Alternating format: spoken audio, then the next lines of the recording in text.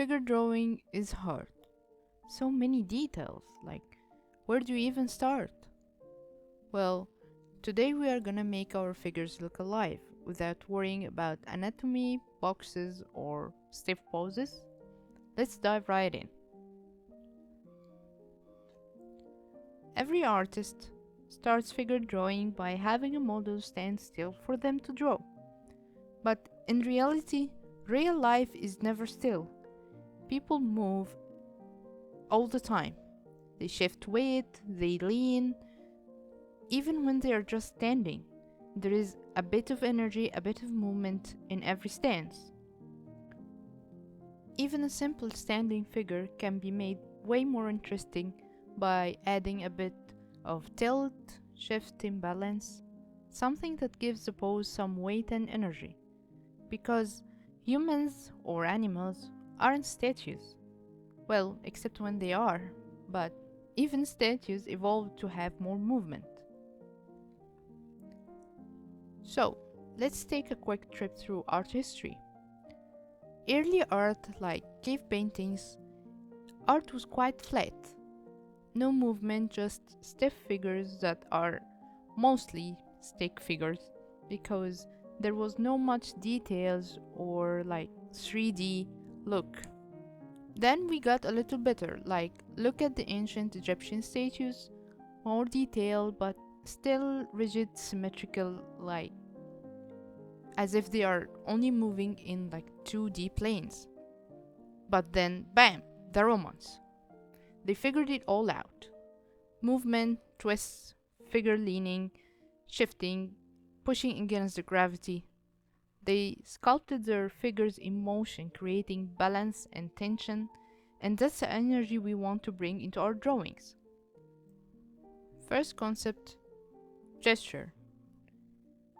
If you take one thing from this video, let it be this. Gesture is more important than anatomy. What is gesture? It is the flow of the pose, the main energy line that makes a figure feel natural and alive. When I started learning gestures, something crazy happened. I could suddenly draw animals.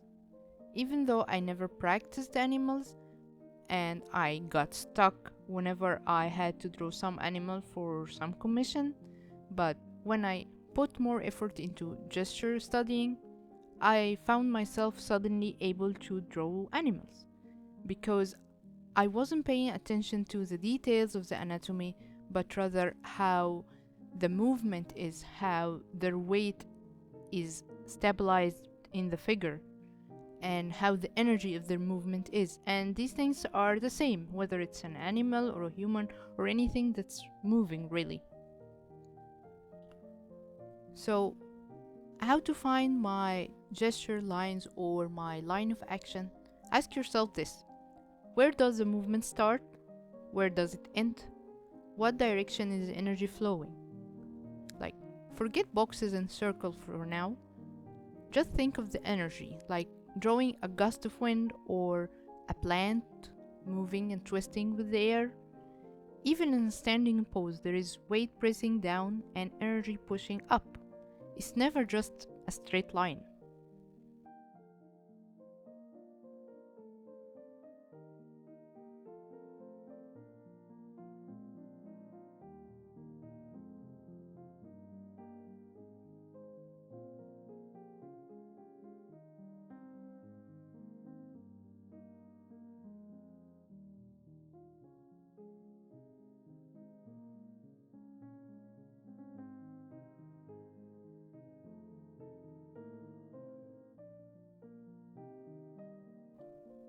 Second concept, curvy, loose lines is a secret for a natural movement. A big mistake beginners do is having everything stiff and with straight lines for everything because they want to do this 3D feel, so they start with drawing boxes, and boxes really makes your figures quite stiff. They make them anatomically correct or proportions correct, but they lose all the energy and all the movement. So how to figure this out? To have your 3D shape, instead of drawing boxes, try imagining it as pillowcases or like a sack of flour.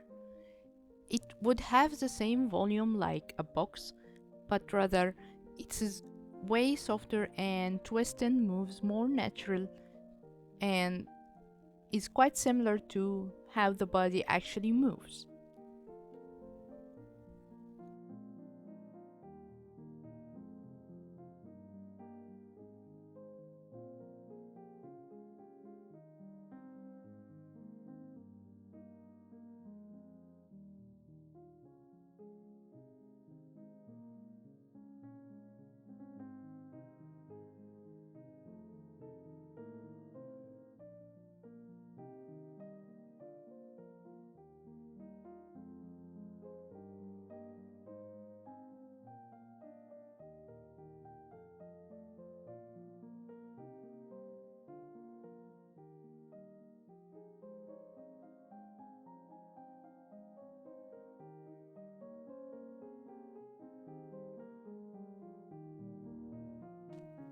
Final concept, the magic of contrapposto. Now, let's unlock one of the biggest secrets for having a dynamic, full of energy figure, the contrapposto pose. This is when the shoulders tilt in the opposite direction of the hips, like you see in this pose here. This was a Roman artist's secret sauce. It makes the pose feel alive because it mimics how we actually naturally stand and moves. However, I'm looking at my art and I feel it's a bit stiff or the angle is quite wrong. I remember to look at my contrapposto and it's usually off. Like, it's not a rule to have the contrapposto pose in your figures, but it's a magic way to fix all your figure drawings. And it is the first thing that I remember when drawing my figures. Like, I start with putting two lines, one for the shoulder and another for the hip, each tilted in the opposite direction from each other. Then I start putting the midline of the body following the line of action of the whole figure, and with that I start adding the head, the limbs, and the other details of the body.